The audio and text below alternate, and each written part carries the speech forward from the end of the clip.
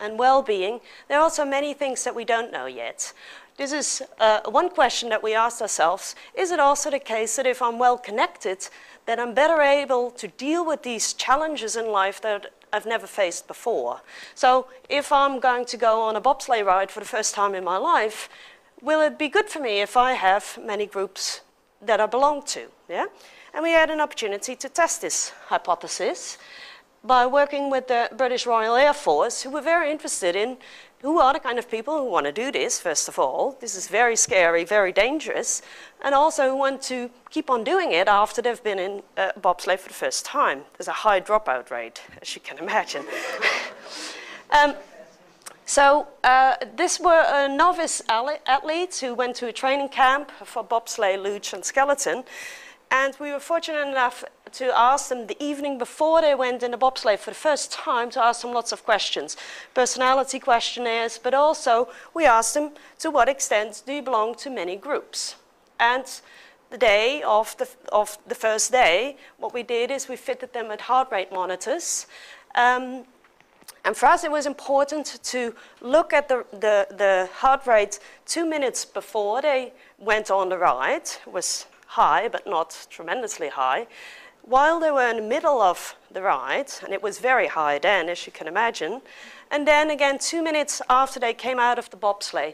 And it was, what we were interested in is the very high rate in the middle and how quickly they actually recovered. So to how fast did they get the heart rate back to normal?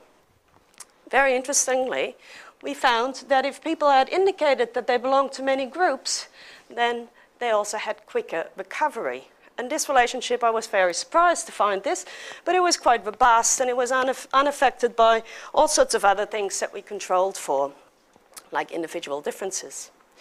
The other issue that, the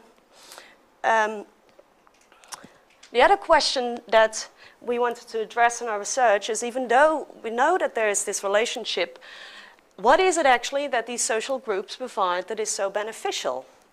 And that is an answer that no one really has given yet, because there are lots of things that these groups provide. If we feel connected, if we feel loved by others, that makes us happy, and being happy, that is good for your well-being.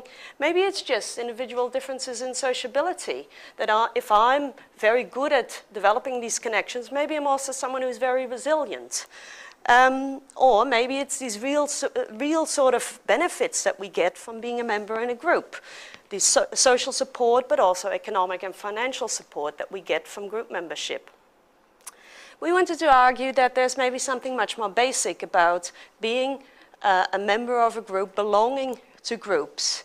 And that what we wondered is, do we still find these beneficial effects if we simply make salient to people that they belong to groups? So do we have a beneficial effect if people belong to one group? And then also, the more groups that we make salient for them, will that give an additional benefit?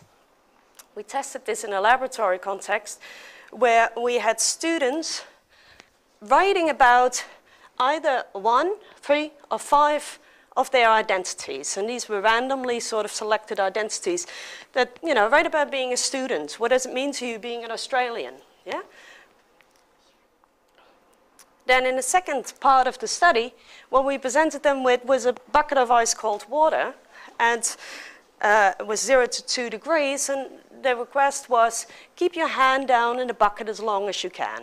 This starts to become painful very quickly, so we said, take it out as soon as you can't stand it anymore. Yeah? Interestingly, we did find that just making these identities salient, a different number of identities, the longer people held their hand down. Yeah? So there does seem to be something there about simply telling people, reminding people of the groups they belong to. That already has these beneficial effects. So it seems to be something very basic here. And maybe we don't need to even think about all of the social support and all the other benefits that group membership provides us with. You could, of course, say, well, this is all good, but how often in life am I being asked to go on a bobsleigh ride? Or how often do I have to put my hand in a bucket? So, a bucket of ice cold water. And I guess that is, of course, fair enough. But what we're trying to do with a lot of these studies is trying to find out why is it that group memberships are so important for well-being? What are the conditions when you find these effects? And also maybe a little bit of just trying to unpack it. That is something that is needed at the moment in the literature. And importantly too, these studies provide us with some very important insights.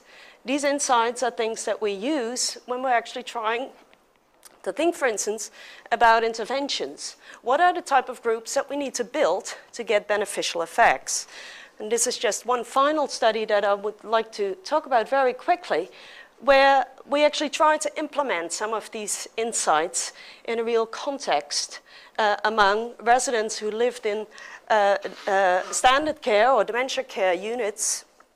And of course, you can imagine that memory loss, memory decline is a big issue in these care homes. But also, what happens quite often is that reminiscence work is being done with these older adults in a way to sort of preserve some of that memory. The question is, what is it really that gives you these beneficial effects? Is it the fact that you're doing this, thinking about the past, that has these beneficial effects? Or is it the case that if we think about the past, talk about the past, that's a social activity? We do that with other people. Is it really doing that with other people, connecting with other people, that is having these beneficial effects? We did a study where we, over a period of 6 weeks, on a weekly basis, researchers went in and ran a 1-hour session. Sorry, these are very small, but there were 3 conditions. Either older adults did this reminiscence work for an hour in a group. They did the same sort of work individually, with one of our researchers, or they just engaged in Skittles, which is sort of just an enjoyable activity that they also did with other people, a social activity. What we found, what we did is we looked at their memory before and after the 6 weeks.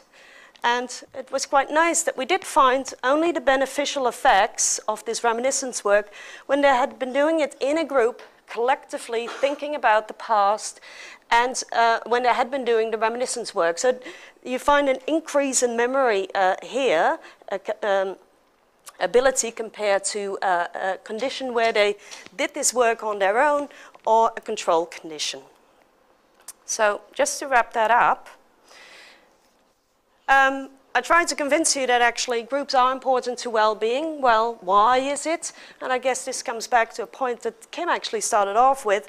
Well, maybe it is because we're basically social beings. So how we interact with others, it is not surprising really that that has such a massive effect on our well-being.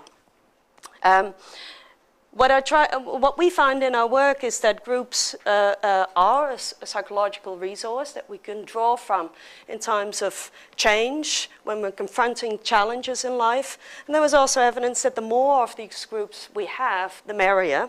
And also, and this is something that we're working at quite a bit at the moment, this has practical ramifications. And these are things that we can then also use to building groups, and by building these groups that we can actually, hopefully, sort of get some of these positive well-being effects.